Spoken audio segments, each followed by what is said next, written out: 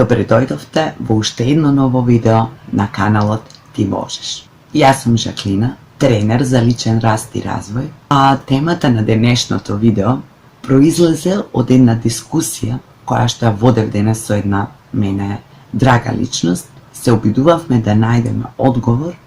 на прашањето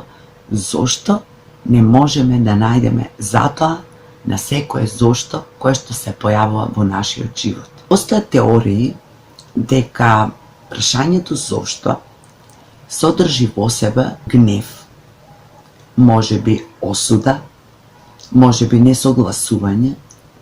и пред се неприфаќање со одредена ситуација. Ако престанеме да се чувствуваме гневни, ако успееме да најдеме начин да прифатиме ситуацијата настанот тоа што ни се случило, тогаш зошто нема веќе да биде предмет на нашиот интерес. Исто така се препорачува, наместо да се бара одговор на прашањето зошто, да се промени прашањето во како, односно како да направам нешто, како да променам нешто, како да се носам во ситуацијата која што ми е дадена, како да преболам, како да заборавам, како да простам и така натаму. Затоа што тоа покажува нашата искрена намера да се носиме со одредена ситуација, па и да ја надминеме, дури и тогаш кога нема да најдеме одговор на прашањето зошто. Па затоа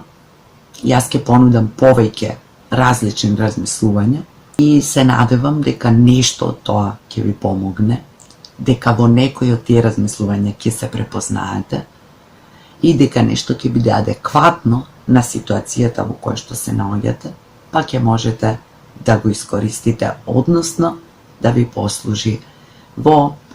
полесно совладување на предизвиците кои што ги имате во животот.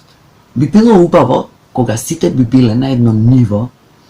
во кое што е најлесно да се свати или прифати како одговор дека нам, како човечки битија, суштества, на ова ниво на свеста на која сме, едноставно не ни е дадено да најдеме одговори на сите прашања во животот, па така и на прашањето зошто.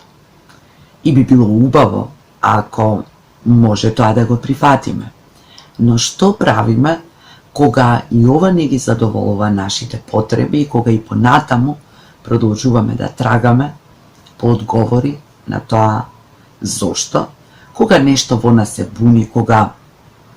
можеби сме се убедиле себе си дека тоа ни е многу важно да го знаеме одговорот на прашањето зошто, за да можеме да ја надминеме со оваа ситуација во која што сме се нашли. Прашањето зошто може да биде прашање кое го упатуваме кон никого, односно и ние не знаеме точно кон кого, или го упатуваме кон универзумот, кон Бог, кон нешто што е поголемо од нас, а одговорот не можеме да го препознаеме, не сме подготвени да го чуеме или очекуваме да ни стигне во некаква конкретна форма, па дури и кога го имаме, не сме подготвени или не сме задоволни со тоа што ќе го добиеме како одговор. Би било убаво кога прашањето зошто би ни било упатено каде што мислиме дека се крие одговорот и кога би можеле да ја прифатиме секоја форма, но и тоа е нели на одреден начин може да представува за некого потешкотија, па многу често наместо одговорот кој е веќе тука да го прифатиме, ние се наоѓаме оправдувања, го негираме постоечкиот одговор, се обидуваме да се оправдаме себе си, да го намалиме својот придонес или придонесот на нашите блиски во некој непријатен настан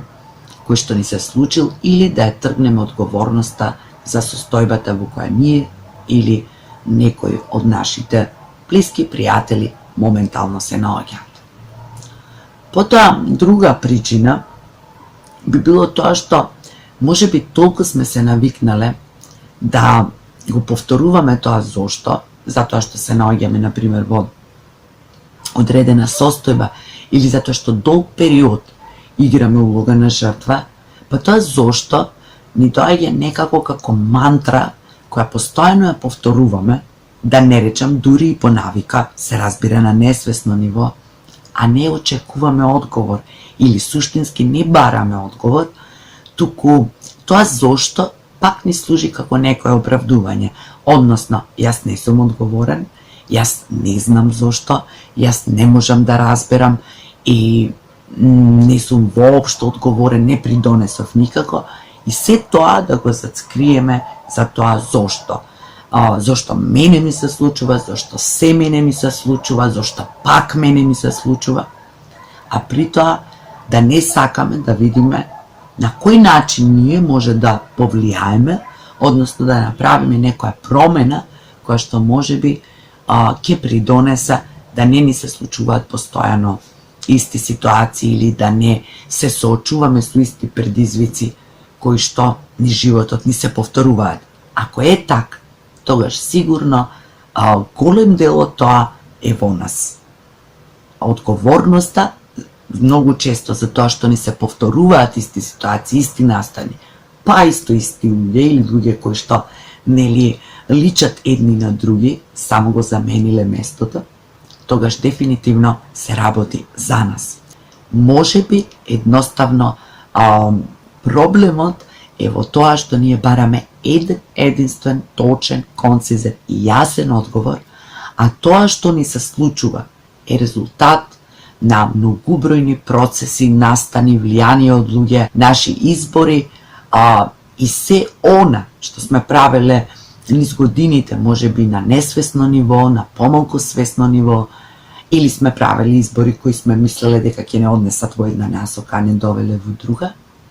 Се тоа, како збир, довело до одредена состојба, која сега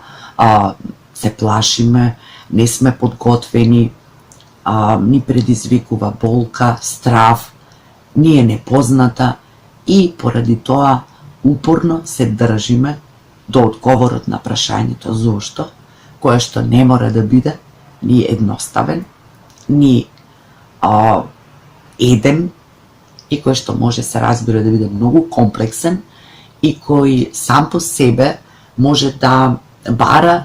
долго време на анализа, длабока анализа во која ние ќе се навратиме наназад и ќе расчистиме многу други неодговорени прашања, многу работи кои што сме ги пикнале под тепих,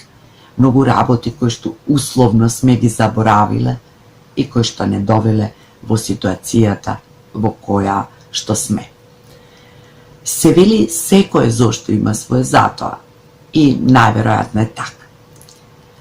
Се вели дека нам не ни е дадено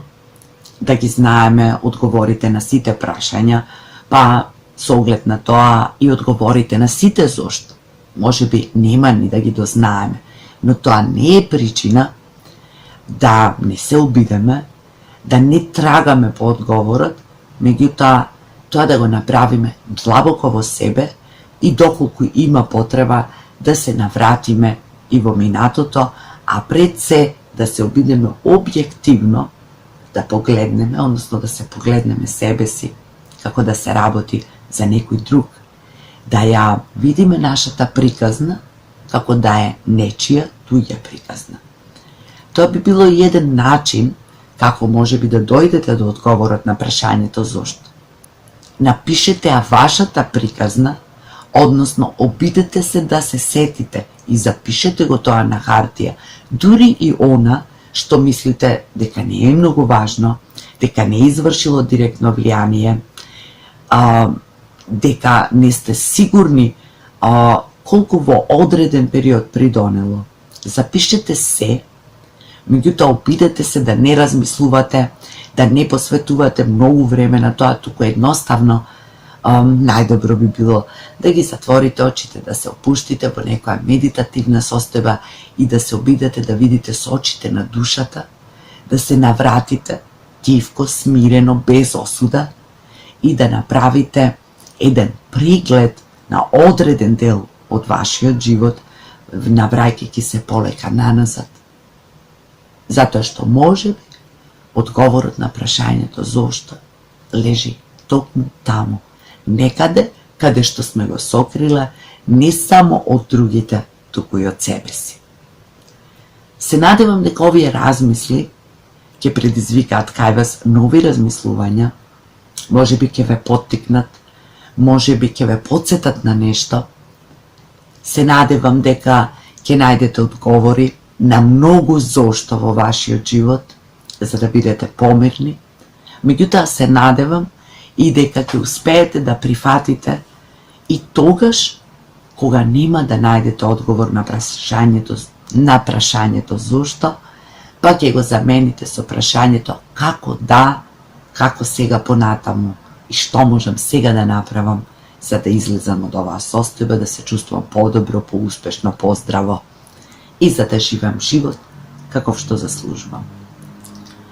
Ви благодарам што сте со мене, ви благодарам што ме следите, што ми пишувате коментари, пораки, што ви се допаѓаат моите видеа, што ви се допаѓаат моите текстови на истоимената страница. Продолжете да ме следите, пишувајте ги вашите коментари, поставувајте слободно прашања и се гледаме во некое ново видео. А до тогаш, дури и тогаш кога не можете, односно мислите дека не можете, дури и тогаш кога некој се обидува да ве убеди дека не можете, немојте да дозволите и немојте да заборавите дека ако навистина сакате и ако навистина верувате, вие можете. Ви посакувам се најубаво, се гледаме наскоро.